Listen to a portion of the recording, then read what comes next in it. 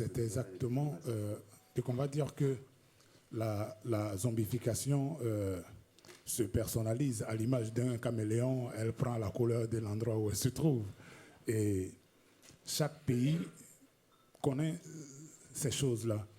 Nous, on a vécu longtemps sous le parti unique où on avait un penseur, parce qu'il y avait la pensée du jour. Chaque jour, on vous disait ce qu'il fallait penser.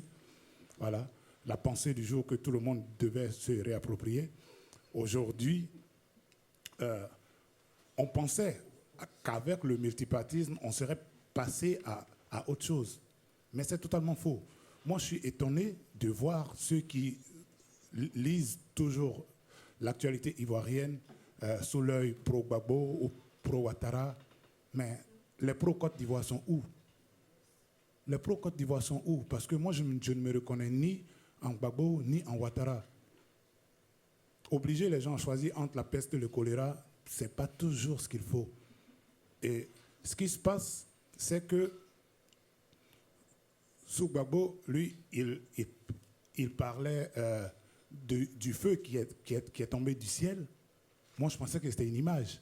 Mais chez nous, j'étais en voyage à Cotonou quand j'ai vu qu'un nuage était descendu du ciel. C'est passé au journal télévisé de 20h.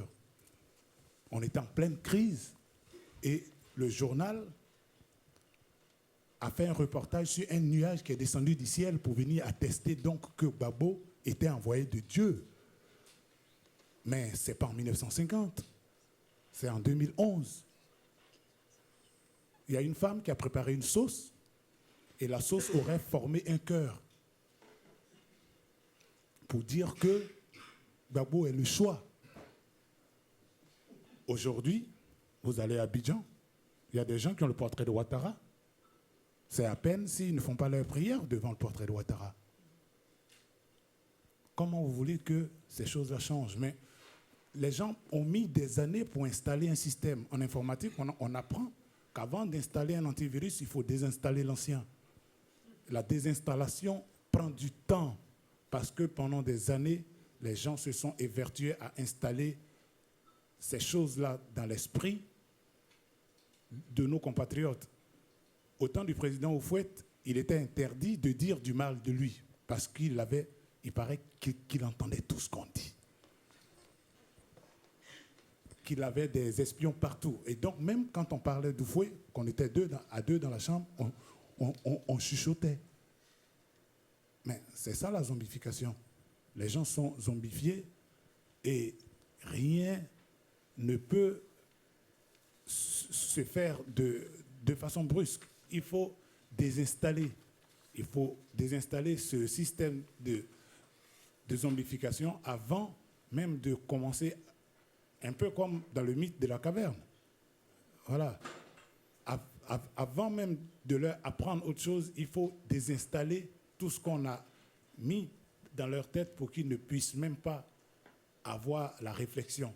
Et c'est grâce à Internet aujourd'hui que des jeunes se rendent compte d'un certain nombre de choses. Quand moi j'étais petit, Samori Touré, c'était un sanguinaire. L'histoire qu'on aimait nous raconter, c'est que Samori, quand il arrivait dans les villages, il mettait des bébés dans les mortiers et il obligeait les mamans à les piler. Il a fallu que moi je grandisse,